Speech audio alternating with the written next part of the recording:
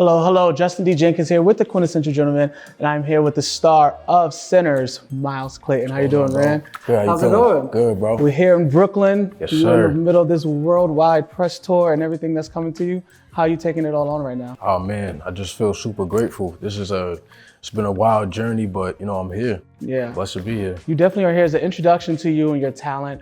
Before we get started, I am a film buff. So watching your performance, I know a lot of the greats who their first feature film lays the groundwork for a lot to come. Right. And the audience will be surprised with the talent that you have on the screen for this film. So congratulations for that. Appreciate you, brother. But you transitioned from singing. Can you kind of talk about the process of now working with Ryan Coogler, Michael B. Jordan, and what this moment means to you right now? Man, this moment is really special for me. Working with Ryan has been incredible, man. I looked up to him, from Fruitvale Station to Black Panther. So, to actually get to meet him and see how he is behind the scenes, he's really like a football coach.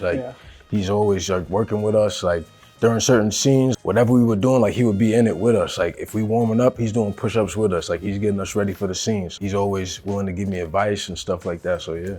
That's amazing. I can imagine that process to even get this role was intense and grueling. What kind of pushed you forward to fight for this role? How I got this role was, I've been touring with her since I was 16 years old.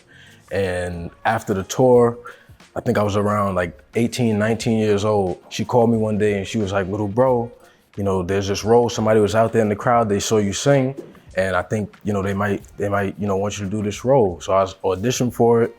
I sent in a self-tape. I got it back, and then we were waiting for a couple months, so we didn't really know what was going on. Then we got a call back. I fly to LA, and I do a live audition where I get to meet Ryan Coogler and Michael B. Jordan. So I was a little nervous, but once I got in there, I was like, I gotta just do it. So that went pretty cool. We fly back to New York, and I'm just waiting. Then I finally get a call, and it's Ryan Coogler, and he's on the phone, and he tells me, "Bro, I want you to be a part of this project." And my mind was just blown. And after that, that was it. No, I definitely could imagine. Yeah. Now, did you feel pressure? You came into this where Ryan and Michael worked together now 5 times. Yeah. Did you feel pressure entering to that brotherhood? Yeah, for sure. I felt the pressure for sure, but because, these guys, I look up to them, and they have been such a staple in the industry. I felt like I needed to really work hard to match that, just to be, at the right place to be able to, work with them. So I trained really hard. I worked with a dialect coach, Beth McGuire. She kind of helped me with the script and everything. And that's kind of how I started, working. Yeah. Now, as much as it is a supernatural film, it's kind of a coming age story for your character, Sammie. Your first love, fighting for your dreams, no matter the cost. What kind of preparation did you take in for that role? I started working with Beth McGuire. She's a great, dialect and acting coach.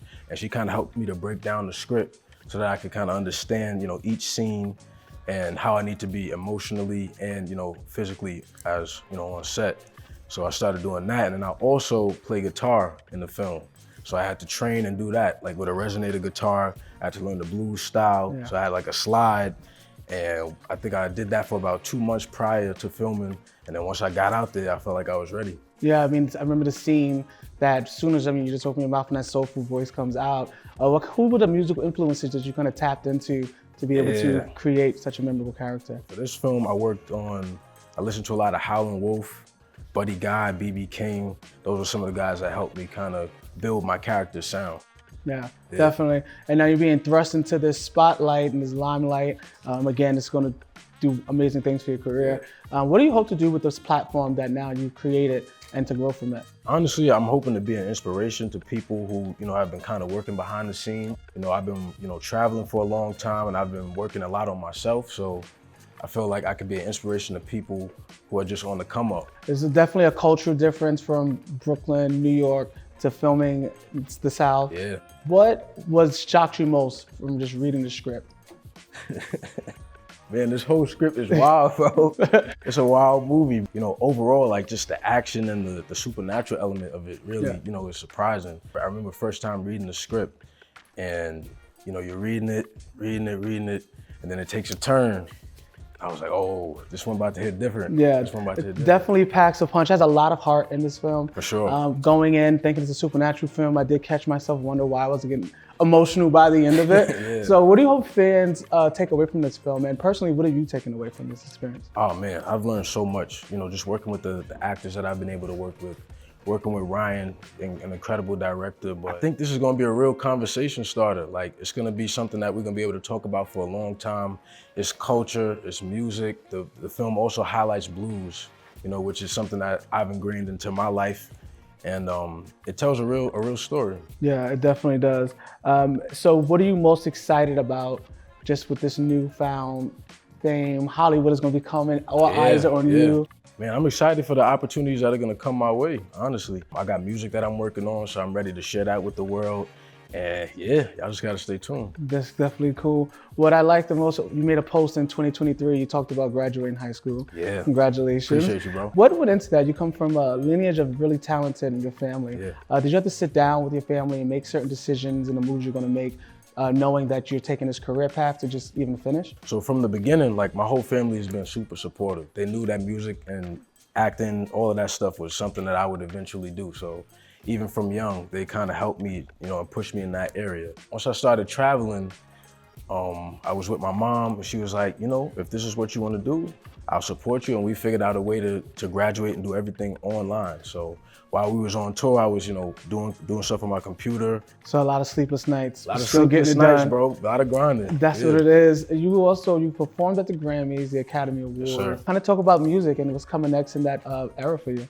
Yeah, so Grammys, I think we performed with Lenny Kravitz, Travis Barker, so that was an incredible experience, you know, getting to be around those people, and, you know, these are my mentors. So as far as what's next, I'm definitely trying to follow in those footsteps, you know, making my own music and just, you know, putting that out there in the world. Definitely. Again, you worked with Michael, you worked with Ryan. Can you kind of talk about the advice they gave you on set and just the longevity that your career was going to have? Yeah. So Mike specifically, he always taught me like the importance of being a good castmate. Like, I think a lot of times when you're on the screen, or especially me for my first time, like, I got so caught up in my head, like focusing on, you know, how does this look, or, you know, how is this coming across? But it's also about, you know, being there for the other person. And when they're recording, you giving your best performance so that they can give their best performance. So that was one thing he taught me. That's awesome. Yeah. Coming from a community, I'm sure you have friends and created your own brotherhood, a young brotherhood. What does that mean for you now that you're living your dreams, and what do you hope to do with that brotherhood and come help it grow? Yeah, I mean, that's super important to me.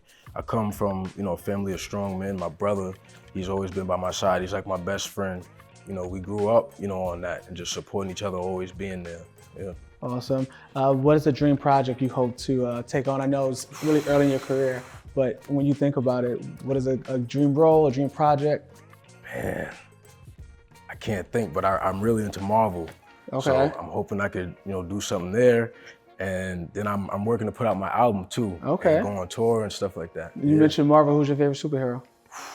Too many. I gotta go Wolverine, okay, Spider-Man, Black Panther. I'm gonna say Doctor Strange. There we go, Doctor Strange. Well, they just made that announcement, so, you know, maybe you're gonna get this. I don't know. I gotta get in the room. You're gonna get there, though. Thank you so much for taking the time out and just speaking with us. But the cover shoot was amazing, and you have a long journey, and I'm happy to talk to you. I appreciate y'all for having me, bro. Right. Yes, sir. Thank you. Appreciate you, bro. Yeah.